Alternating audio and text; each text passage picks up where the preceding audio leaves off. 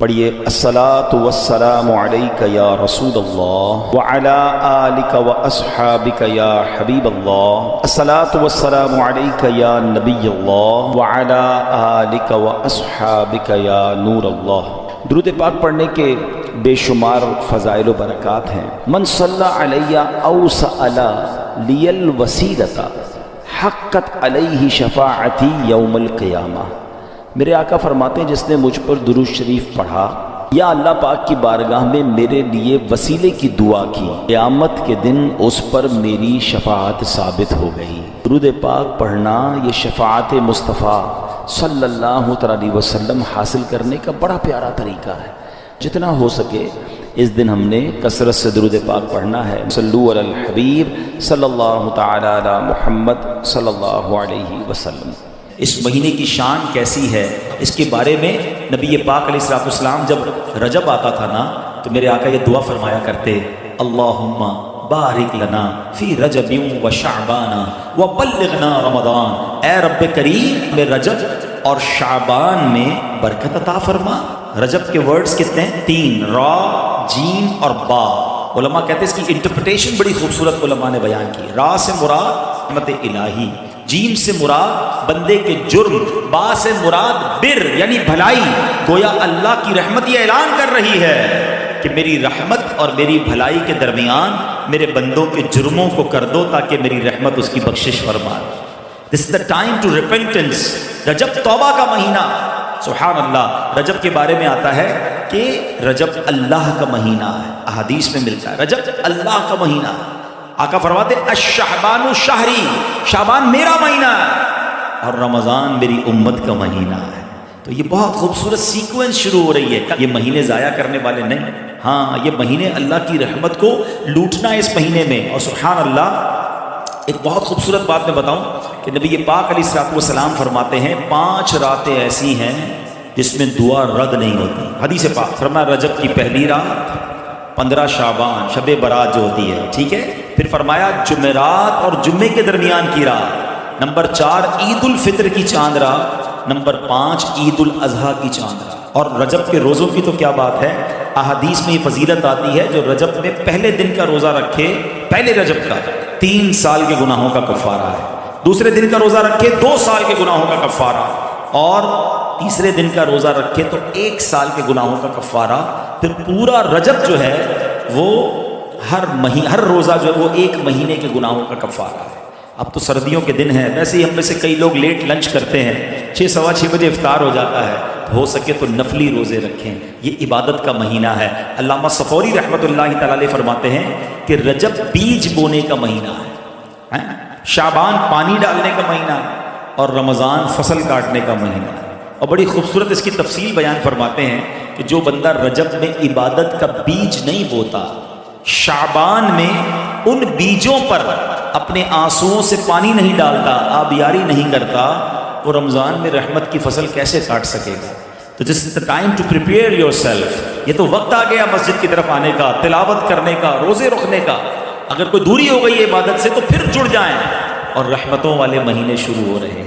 تو اے میرے پیارے اسلامی بھائیوں، اللہ کرے کہ ہم رجب میں اللہ کی عبادت کر کے، اپنے گناہوں کی معافی مانگ کے ہم اس رجب کو اس طرح گزاریں۔ اور رجب میں ایک اور کام کرنے کا بڑا زبردست میں آپ کو بتا دوں کہ نبی پاک علیہ الصلوۃ والسلام فرماتے ہیں، حضرت عبداللہ ابن زبیر رضی اللہ عنہ سے روایت ہے کہ جو ماہ رجب میں کسی مسلمان کی پریشانی دور کرے، اللہ عز و جل اس کو جنت میں ایسا محل عطا فرمائے گا جو حد نظر تک وسیع ہوگا۔ تم رجب کا اکرام کرو، اللہ کریم 1000 کرامتوں کے ساتھ تمہارا اکرام فرمائے گا۔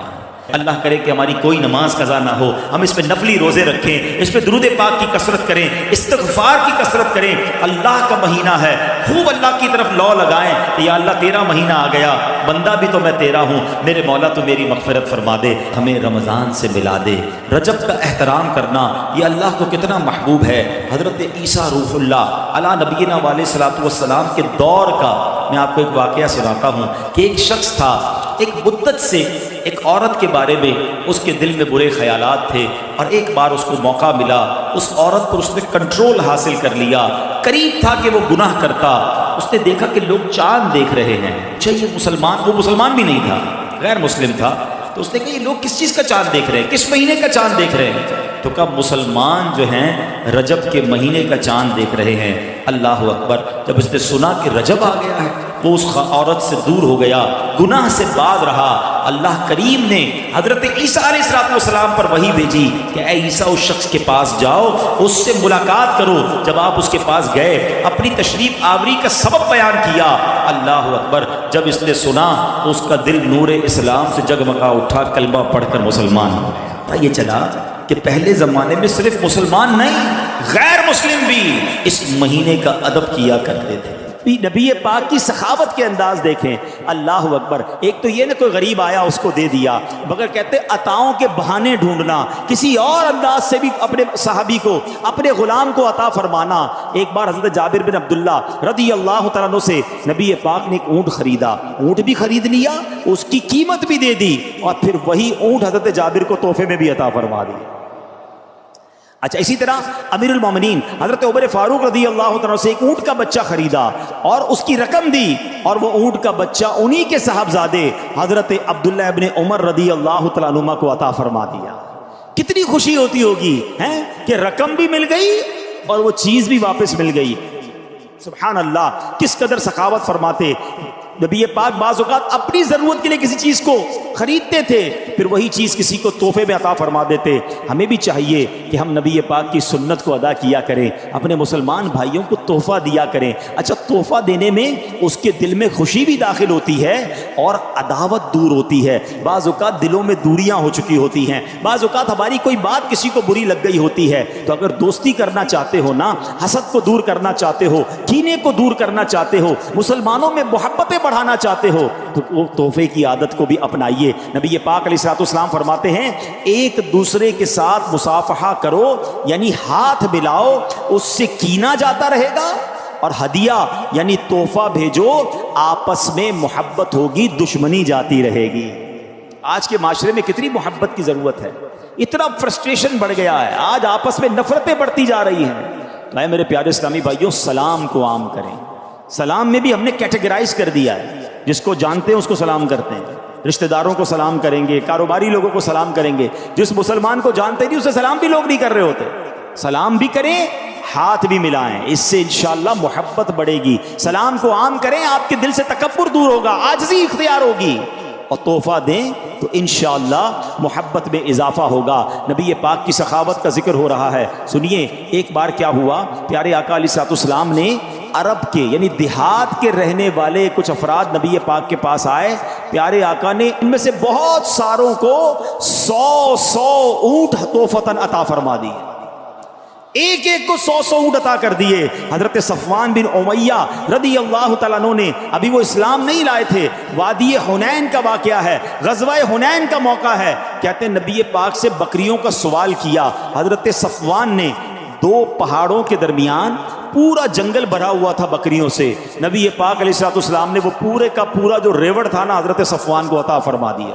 اب یہ مسلمان نہیں ہوئے تھے، اب یہ اپنی قوم کے پاس جا کر پتہ ہے کیا کہتے ہیں، اے میری قوم تم اسلام لے آؤ، اللہ پاک کی قسم محمد صلی اللہ تعالیٰ علیہ وسلم ایسی سخاوت فرماتے ہیں کہ محتاجی کا خوف ہی نہیں رہتا ہے، وہ اتنی عطا فرماتے ہیں کہ جھولیاں بھر دیتے ہیں۔ اللہ اکبر، سبحان اللہ۔ پہلے کے لوگ ایک بڑی پیاری بات کرتے تھے، حاتم طائی بہت بڑا سخی گزرا، فرمایا اس نے گھر میں 8 دروازے رکھے تھے ہیں، اس کے گھر کے ہر دروازے پر لوگ آتے تھے، وہ ان کو عطا کرتا تھا، مال دیتا تھا، کھانا دیتا تھا۔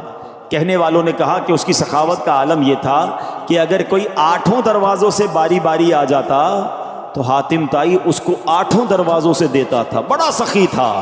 سبحان اللہ۔ علماء عشق و محبت نے بڑا پیارا جواب دیا کہ حاتم طائی کے پاس 8 دروازوں سے آتے تھے، تب بھی جا کر لوگوں کی ضرورت پوری نہیں ہوتی تھی، جبھی تو آتے تھے نا۔